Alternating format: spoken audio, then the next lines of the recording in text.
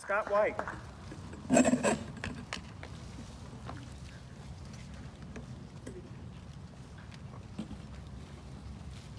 Hello, my name is Scott White. I'm a seventh generation person in my family to live here in the San Luis Valley. I'm a member of the LGBTQ community. Although I've spent the last 25 years being out and active in the LGBTQ community, I've never really considered myself an activist until recently.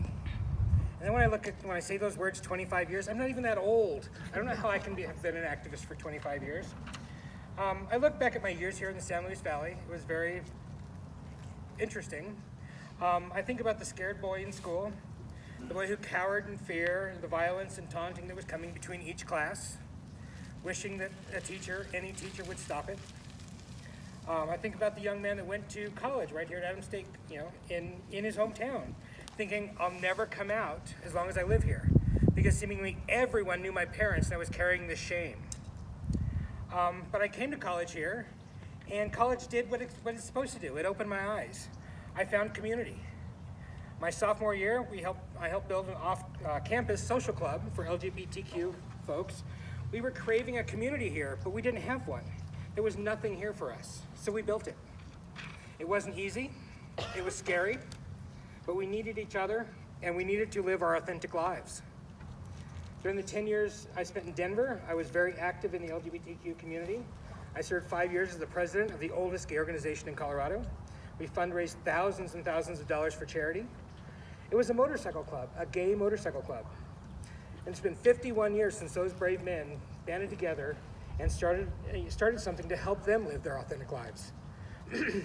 I was ecstatic to be part of this chosen family. I didn't have that here. We rode together, we had holidays together, we celebrated achievements and losses together. We were there for each other. I tell you this because of what I learned from those club brothers and sisters. Even if they weren't writing anymore, they had valuable lessons to teach us about standing up, being present for each other, and the fortitude it took to be a gay person in our past.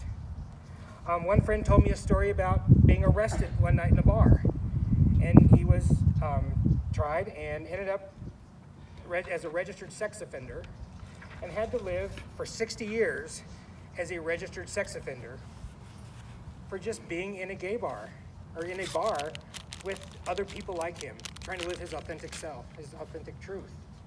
So I nod back to those people that have struggled, with those skewed versions of what things should look like we saw in the movie last night. It was a way different time, and I'm so thankful we're not there anymore. But we all find ways to give back. The motorcycle club that I belong to, we donated almost $140,000 to endow a catastrophic relief fund through the Alexander Foundation to provide LGBTQ community members who are facing very tough times with cancer or other catastrophic illness to a 12-month stipend to help with those life expenses that you need to exist. We found a way to stand up and be there for our community beyond the 51 years since our formation. More recently, my actions have taken more of an activist role. I still find it hard to believe. I came back to Alamosa almost 10 years ago, and when I got here, I found almost nothing for the LGBTQ community. People come and go from our community. People exist in their daily life bubble, and we live our lives. We resign ourselves to the fact that we are here and that we have to make the best of it. And it reminds me of that scared little boy in school just trying to survive, to make it out, but not be able to be myself and thrive. And so when I moved back, after having been in Denver, I missed what I had there. And so I began traveling. Denver, Albuquerque, Phoenix, wherever I could go to get some sense of community and safety. But that depended on a lot of things. Would my car get me there? Could I afford it? Where would I stay? All those things. I struggled with it for years. But I could see that Alamosa and the San Luis Valley were changing.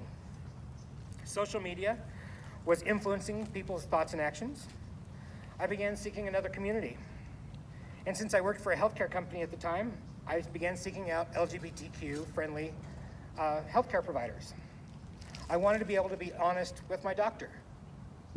I didn't want to have to hide that part of me from that person.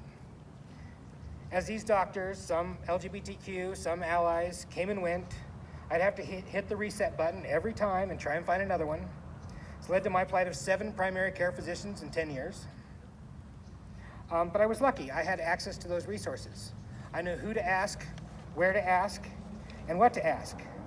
And I realized that not everybody has those same opportunities. A few years ago, before I worked for the university, I was helping with the university's World AIDS Day planning, and there was no mentions of PrEP. If you don't know what PrEP is, it's a prescription medication that almost eliminates the risk of transmission of HIV. But there was no discussion about it. I asked about it because I was personally interested. I was told that there's not a doctor in this valley that would prescribe it. So I took that as a personal challenge. I went to my physician and I told him what I heard, and he said, I will absolutely prescribe it for you and anybody else that wants it. Send them my way. Score, another step towards living authentically. Fast forward a couple of years, we have an ASU Pride Club and an LGBTQ faculty staff alliance on campus. But the non-ASU community still doesn't have much. Fast forward again to last year. I was not part of the origination of SLV Pride. I had not heard about it until after a few meetings had been held. But I went to a community meeting, told them what had happened in the past, and what I wanted from a community group. Two major things came out of that meeting: Pride Fest and a resource directory, so that all LGBTQ plus members had access to those resources that were available. As you know, we had our inaugural Pride Fest in August. Yes, it's estimated that we had over 1,000 people support us throughout the weekend events. That would not have been possible 2 years ago, 10 years ago, or 20 years ago. So it speaks to the changing climate of the San Luis Valley, which I'm so happy for. Fairly recently, a cisgendered, straight friend of mine called me for some advice.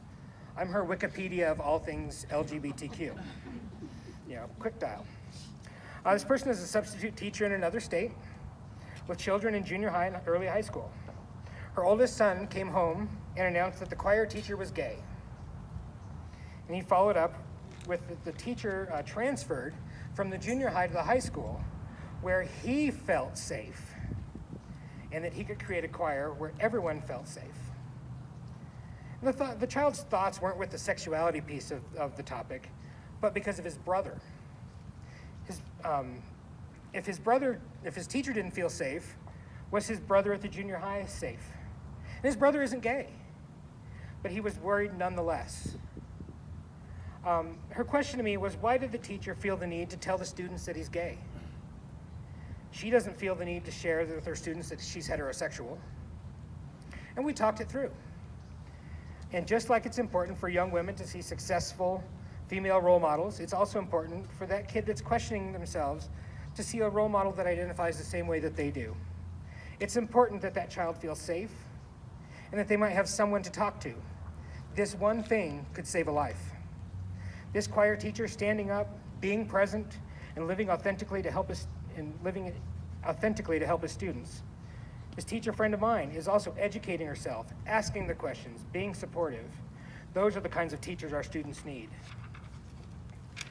And about 10 days ago, a 16-year-old teenage boy in Tennessee committed suicide after being outed by his ex-girlfriend on social media. It's a totally preventable loss. It was precipitated by anger and revenge. We need to make sure that our kids are taught compassion and to think before they act. We need to teach our children to love, not hate. Lesbian, gay, and bisexual youth seriously contemplate suicide 3 times the rate of their heterosexual peers and attempt suicide nearly 5 times more than their heterosexual peers. Nearly 40% of transgender adults report having attempted suicide at some point. 92% of them said it was before the age of 25. We need to stop the hate and encourage love. We need to rise up, be present, and support our youth. Sometimes standing up, being present, and supportive looks like creating a Pride Fest so that the place you live is better for the next generation. Sometimes it's working with our medical providers to encourage targeted recruiting to help support the LGBTQ community.